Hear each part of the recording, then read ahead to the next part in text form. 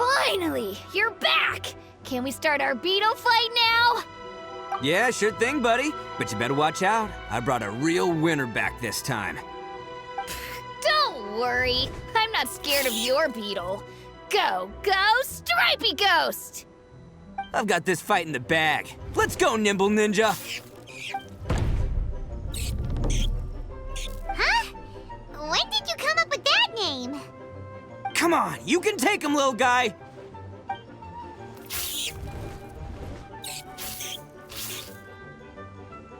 Ha! That's right! Finish it!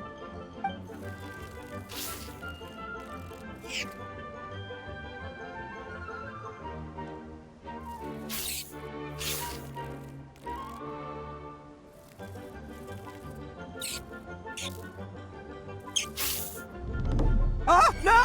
My little Nimble Ninja! Ha! Looks like I win again! Dang it! Ugh, it's my 7th loss in a row. Stripey Ghost is invincible! Even Uncle Ito can't beat him. I won't forget this. I'll beat you next time, I swear! All right, Paimon, you're up. Time to give Crimson Cyclone a shot. Maybe it'll end this losing streak of mine. All right, go get him, Crimson Cyclone! Whoa! That one looks ultra strong. But it's still no match for you, Stripey. All right, little guy, use your Super Paimon Tornado! No, I can't believe it. I lost. Yay! We won! Ha! Paimon knew Crimson Cyclone would be the best! Boy, did that one put up a fight. Woo! It wiped the floor with Stripey Ghost. I know a real beetle trainer when I see one. Way to kick some beetle butt, partner. See? Paimon's got real talent. Of course, Crimson Cyclone has to take some of the credit, too. Oh, right. Yeah, now that the beetle fighting's over and all. Hmm? This is for you, Daisuke. Huh? For me? You're really giving it to me? Go ahead, take it, Daisuke. When we finally get back to the city, you can show it off to all your friends. But will we ever be able to go back? Of course we will. Trust me. I never go back on my word. Anyway, I got some things I gotta discuss with my friends here. Go play with Granny for a while, would ya? There's a good boy. Good. The kid doesn't suspect a thing. You're from the Tenryo Commission, aren't you? I bet you're here to capture Uncle Ito. Huh? Hey, didn't I tell you? They're my friends. In fact, they're in the gang. We're practically family. That's not true. I already know everyone in your little gang, but I've never seen these two before. Uncle Ito didn't do anything wrong. Don't take him away. And not only did he not do anything wrong, he also saved my life. Hey, some things we don't tell to outsiders, remember? How should I explain? I'm a real lousy liar. Ito, sometimes you need to just say what you have to say. Don't worry about us. I guess. Thanks, Granny. Seems I can't hide it anymore. Come with me. I'll explain everything.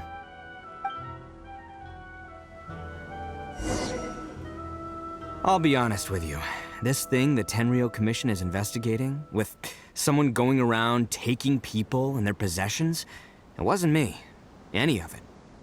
I have my own reasons for lying about it, and I really didn't want to get innocent people caught up in this while I'm still trying to solve the real problem here.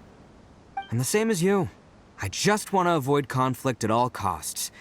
But it's just not worth it if someone gets hurt. So why in the world would you say that you were the culprit? Maybe you don't know because you're Outlanders, but it all started a long, long time ago with the story of the Crimson Oni and the Blue Oni. Hold on a second. If you're talking about that fairy tale, we've heard that one already. Oh, so you already know. Well, that makes things a whole lot easier. So, is the story from the fairy tale really true? Everything about the fate of the Oni is true. The blue Oni chose exile, and the crimson Oni stayed behind.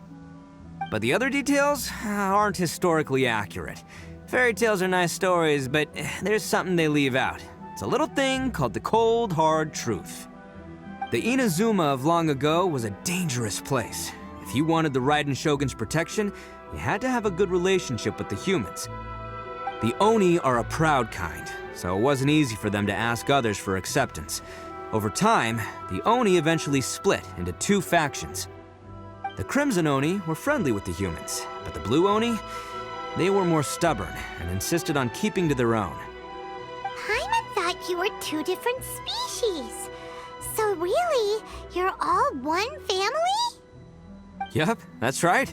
There's no real difference between us. We just paint our horns different colors to show which side we belong to. Because humans were still wary of Oni at the time. The Crimson Oni always hoped to find a way to live in peace with the humans, but the Blue Oni kept clashing with them. Humans didn't see a difference between Crimson and Blue Oni. All they knew was that Oni were hard to get along with.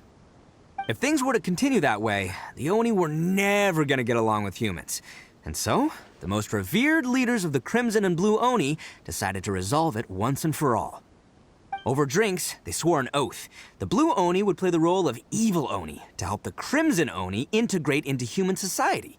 But the Blue Oni's leader gave two conditions. Huh? What were they? First, the Oni must abandon any prejudice they held against humanity. Every Oni was to accept humans in their heart before the humans accepted them. Oni were not to use their strength to mistreat humans, but were also not to stand for mistreatment against themselves. Second, the Crimson Oni were to integrate with human society, but not by trying to please the humans. The Oni were to embrace their own honest characters, their surging tempers, and their awesome strength to win respect from the humans. In other words, they were to carry on the Oni bloodline while also protecting our Oni pride. After choosing exile, the number of Blue Oni began to dwindle, until eventually, they disappeared altogether. Since I first heard the story of the Blue and Crimson Oni as a kid, I've heard it countless times in my life. Not once did I ever imagine that the Blue Oni clan had actually survived. So you're saying the real culprit was a descendant of the Blue Oni? That's right. Most people don't pay attention to the color of an Oni's horns. They probably don't even know that Blue Oni exist. But nothing gets by the Arataki gang. At the scene of the crime, they saw an Oni with different color horns than mine. Still, it'd be strange if the culprit really was a descendant of the Blue Oni. I can't bring myself to accept it. Exactly. They would give up their life before abandoning their pride. I've always respected the Blue Oni for the sacrifice they made. And I know the aspirations my ancestors had for the future of all Oni. Our pride does not allow for any wrongdoing. You don't steal from other people. You don't harm other people, period. My guess is that the Blue Oni was tricked or forced into it somehow. But I don't have any evidence. That's right. If I didn't step in, the Tenryou Commission would have definitely caught them by now. But what does Daisuke have to do with any of this? He said that you saved him so he knows your story, right? He was the one I managed to save from the Ronin after I sent them running from the scene. He was off playing somewhere when they came by and ransacked his house. By the time he came back, his parents had been taken. The whole reason I'm in this is to help this kid find his mom and dad again. I never wanted to tell you any of this. My original plan was to knock you both out and take my family to hide somewhere else. There's more to this than just one Blue Oni. There's a dangerous group behind everything that's been going on. I didn't want to get anyone else caught up in this mess. That's everything. The whole story. If you don't believe me and want to drag me back to Inazuma City, then I'm gonna fight you with all I've got. But if you're willing to believe me, then please, give me a little time. Once I find the Blue Oni, I'll turn the both of us in. Yep, Paimon too. Just treat it like we're here to keep an eye on you. So, you... all right. I knew you'd be reasonable. I knew it! I was thinking right from the start, these two fine folks, they're just out here in the pursuit of truth and justice, man. Yeah, we are gonna get along just great. Well, I should tell you though, things could get a little dangerous, so be ready for anything. Don't say that I didn't warn you. Don't worry about us. We're seasoned adventurers. All right, then our first job is to investigate where this blue Oni is hiding out.